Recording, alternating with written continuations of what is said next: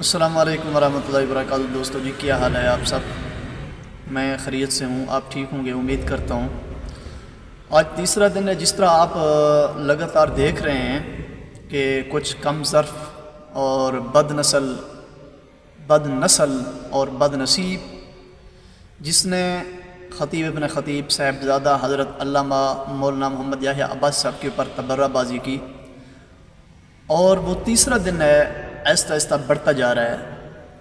اس بد نسل، بد شکل، بد نصیب کو، کم ظرف کو میں بتا دوں، صاحبزادہ حضرت علامہ مولانا محمد یحییٰ عباسی صاحب کون ہے؟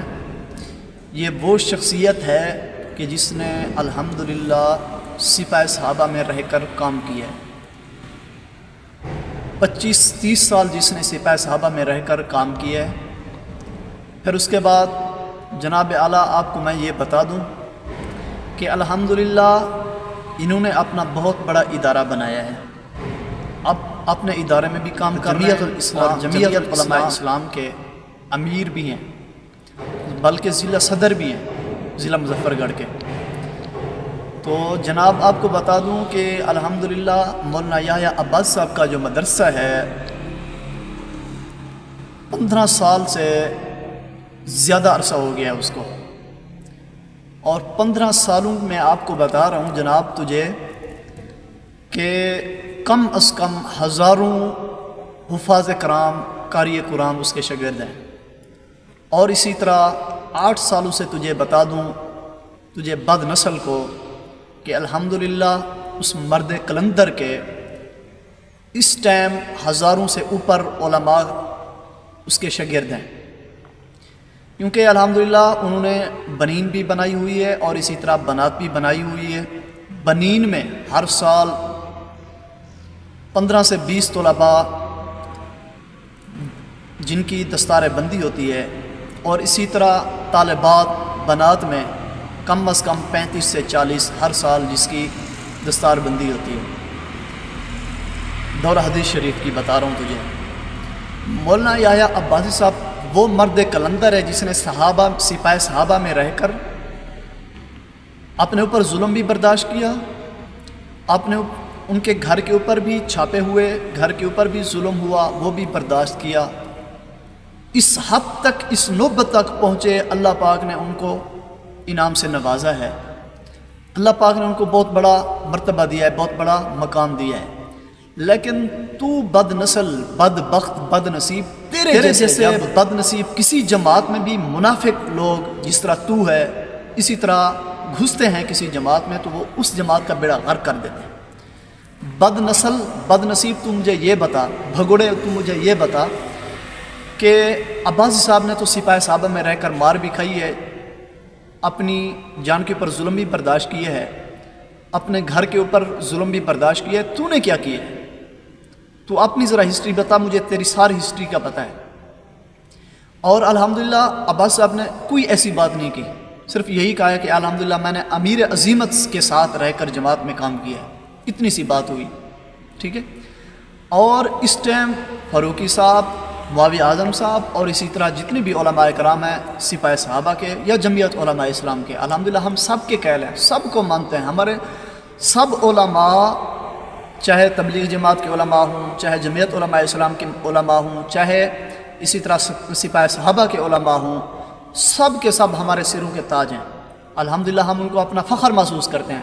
لیکن تیرے جیسے بد نصیب، بد نسل جب کسی جماعت میں گھستے ہیں تو وہ علماء کو لڑواتے ہیں، آپس میں جھگڑا کرواتے ہیں، جس کی وجہ سے آج نتیجہ تو دیکھ رہا ہے۔ یہ تیری بد نصیبی ہے کہ جس کا خون گیا، جس کا بابا شہید ہوا، مولانا مسرور نواز جھنگوی صاحب، ان کا والد محترم تھے حق نواز جھنگوی صاحب، جن نے اپنی جان کا نذرانہ پیش کیا اسی سپاہ صحابہ کی جماعت میں۔ آج مولانا مسرور نواز صاحب جماعت سے الگ کیوں ہیں؟ مجھے یہ بتا۔ صرف اسی وجہ سے کہ تیرے جیسے بد نسل، بد نصیب منافق لوگ جب جماعت میں گھستے ہیں تو وہ علماء کو لڑواتے ہیں، جھگڑا کرواتے ہیں، جس کی وجہ سے جماعت میں افراتفری پیدا ہو جاتی ہے۔ مجھے ابھی بتا سپاہ صحابہ کا کیا حال ہے؟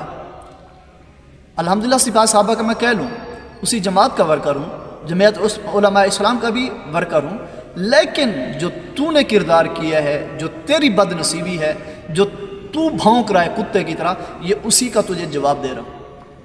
وہ علماء ہیں الحمدللہ، آپس میں کھیر کھنڈ ہے، آپس میں چینی دودھ ہیں، ٹھیک ہے، آپس میں ان کا متفق ہیں، وہ آپس میں ایک، جس طرح یہ دیکھ رہا ہے میری موڈ، اسی طرح ہیں بالکل۔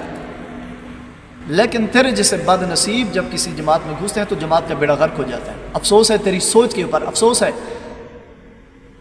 اسی طرح اپنی سوچ کو بدل، اسی طرح اپنے معیار کو بدل، اسی طرح اپنے وقار کو بدل، ٹھیک ہے؟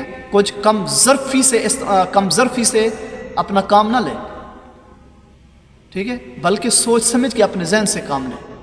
علماء ہمیشہ ہمارے سروں کے تاج ہیں، علماء انبیاء علیہ السلام کے وارث ہیں، ہم علماء کی قدر کرتے ہیں، علماء کی اہمیت کرتے ہیں۔ عباس صاحب ہمارے سروں کی تاج ہیں الحمدللہ، ہم ان کو اپنا فخر مانتے ہیں۔